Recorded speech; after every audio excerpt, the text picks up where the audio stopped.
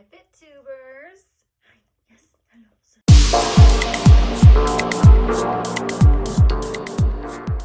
Hi. So today, Leela and I thought we would, and I think Jaeger is here too. Say hello. Bye. Okay, goodbye. Today, I was gonna go over some stuff that I knew I hadn't covered much in my content so far. This dog being one of them, and the one that's behind me. Can you see it there? Enough nonsense. Enough. I was going through my content and I was like, what kind of stuff do I not really have like out there yet? And I don't think a lot of people know this. I knit. I taught myself to knit last year to have something to focus on because I have OCD, and it's much easier for me to get through a project knitting than to sit there thinking about all the things I have no control over. So that's what I do. And you're not impressed?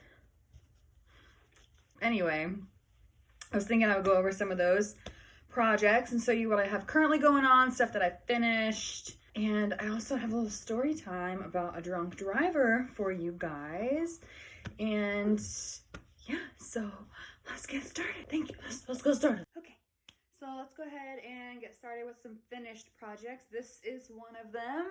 It's from weareknitters.com. It's the best friend cropped sweater, and it's supposed to be in the original pattern 3 colors, but I really liked the idea of just 2 solid. I thought that it would look really good, and I was right. So let's go to this cardigan, which I haven't woven the ends in or added the fringe yet, so I guess you could kind of say it's not finished. But I did this cardigan, very basics. If you don't know anything about knitting, you know that this is a very basic stitch, and I like stitches that are simple like that because they're mindless, and I can just sort of like take my mind off of things without having to think too hard about what I'm doing.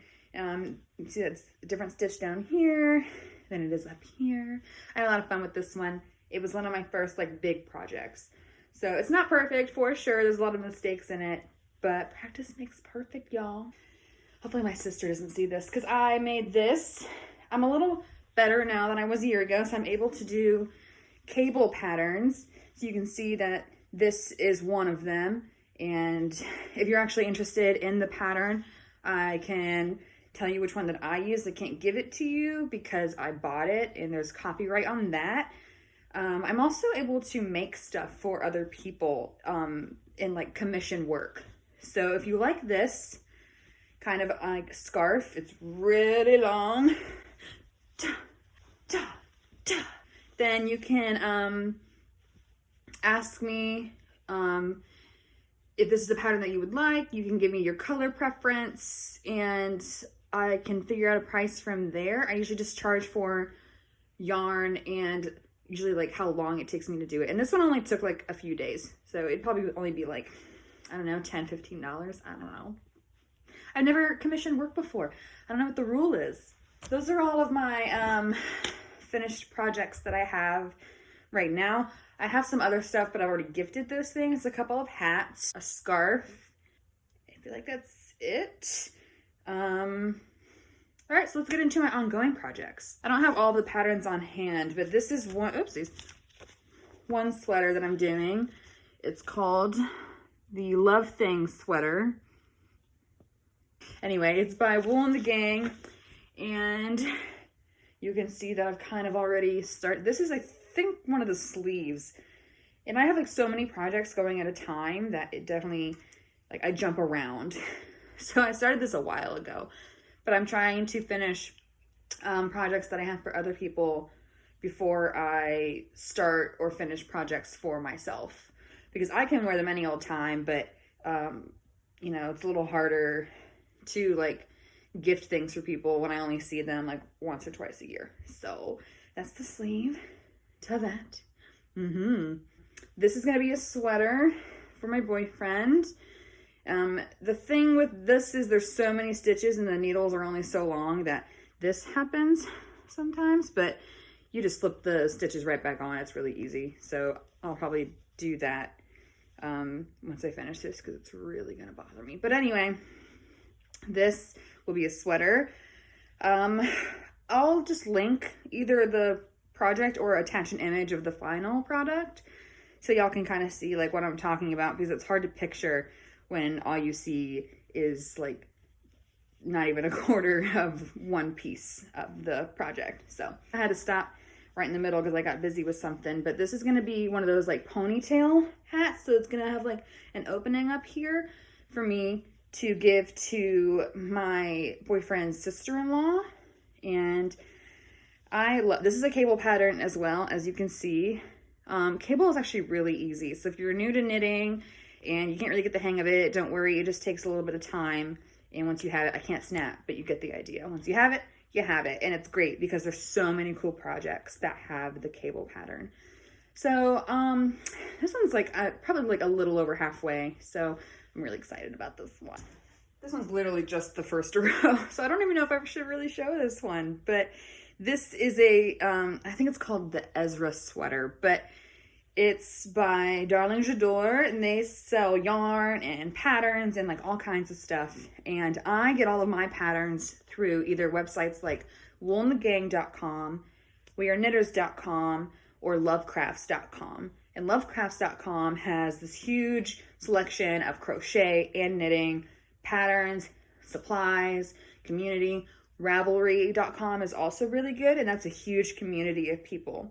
Reddit also has a lot of subreddits dedicated to knitting. Drunk knitting is one of my favorite ones, and super relatable. It's all of my like current projects that I have on hand. I have something for my mom planned, but I'm not sure if she watches these, so I'm not gonna tell you. A couple other things for friends that I have planned, and I'm just like a knitting machine. Like I knit probably 3 to 5 hours a day just trying to get through this stuff. And sometimes it's really hard to motivate myself to do those things, but I just have to remember that it's for other people that I love and I care about. And what is cooler than getting a personalized gift made for you that's actually like practical? This isn't just like a Christmas ornament sort of situation deal. And if you make those, super cool. Some people are really good at it. This is more my bag. So that's all I kind of have on the knitting front right now. Just, I know that's not a project of mine that I talk about very often, so I wanted to kind of explore that. So next, I have a little story for y'all. Okay, so earlier when I started my little intro, I told y'all that there'd be a little tidbit about a drunk driver. I should caveat this by saying I didn't stick around to see if it was confirmed a drunk driver or not, because I don't like confrontation when I have been following cars for about 10 miles. I don't think that's a good idea. I had one person confront me after I did that, and it was a really scary situation, and that's a different story for a different day. But I never even, like, once I make sure the deputy is coming, I leave because I don't want to stick around for that. So what had happened was I was driving home from work, and I noticed this car in front of me kind of like weave a little bit, which isn't like super uncommon. So I was like, oh, okay, you know, maybe they were like being stupid and on their phone, which you shouldn't do either, which I'm a total hypocrite for saying, of course. But I figured once it happens once, it's probably not going to happen again. Wrong. This person weaved probably, I counted 10 times. And it was like, they would go, and then it'd be like, you know, like, kind of like that. So, after about 3 times, I started to think, this is how drunk drivers drive. And if there's one thing I abhor, it is a drunk driver. I think it is so selfish and self-centered, and just like, I can't imagine doing it. And it really pisses me off. And I've known a lot of drunk drivers being in the military, and I also know quite a few people who have been injured or killed by a drunk driver. We just had a girl at my command die 2 years ago from a drunk driver, and she was a super talented linguist. She was super good at her job and had a lot of stuff going for her, and she got an annual language award named after her, but I think she'd like rather be alive. So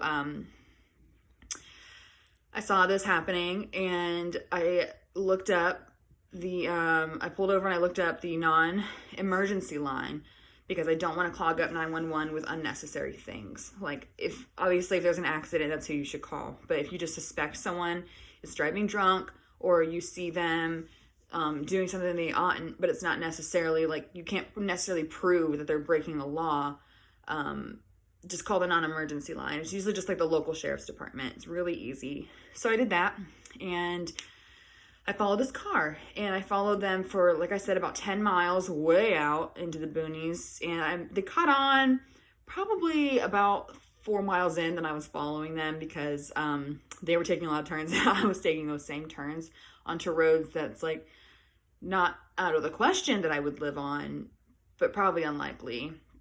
So I'm following them. I'm on the phone with the sheriff's department, and I'm giving them basically where I'm at, what I'm doing, what I'm driving, and if I can get any details from the car. I was able to see that it was a sedan and that it was white, and I could see the license plate number, but I could not see the make or model because it was already dark out. So, like I said, I followed them. Eventually, they pulled over onto the side of the road, and I didn't want to stop behind them, so I kept going.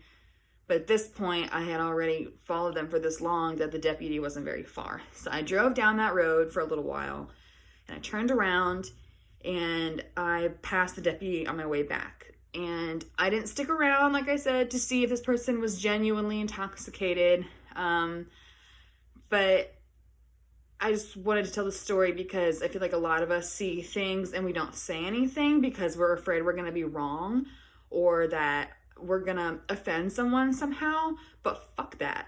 And sorry, YouTube, but seriously, screw that, because I would rather look like a jerk and call for a false alarm than to not call and possibly, like, inadvertently contribute to someone being hurt by that irresponsible driver, or, you know, any situation like that. So I encourage you to speak out when you see something that you think may be messed up or could lead to a dangerous situation, and not be afraid of, like, looking stupid, because first of all, I left. There was no one there to tell me I was wrong, so I'm just gonna assume that I'm right. But I feel good about making that call and doing the right thing. So hopefully, you know, that either inspires people to do the right thing, or just reaffirms that, you know, it's the easiest thing to do. So that was my night, y'all, and I have to stay up for another, like, oh God, 9 hours before I can sleep. Like, I hate nights. So me and this chonk that you can't see, but she's chilling. Chonk. We're gonna go, I don't know, knit. That's what we're gonna do. We're gonna go knit, because as you see, I have a lot of projects to get through. So hope you enjoyed this video. If you have any questions or want any advice, want something made, whatever. I don't have a shop set up yet, but I'm working on it because I didn't have anything to put in there yet. So if you want your project to be the first one, hit me up. You can just email me at swolerella@gmail.com. My Instagram is linked. My Twitter is linked. So you can pretty much get a hold of me any which way. So bye, y'all. Love ya.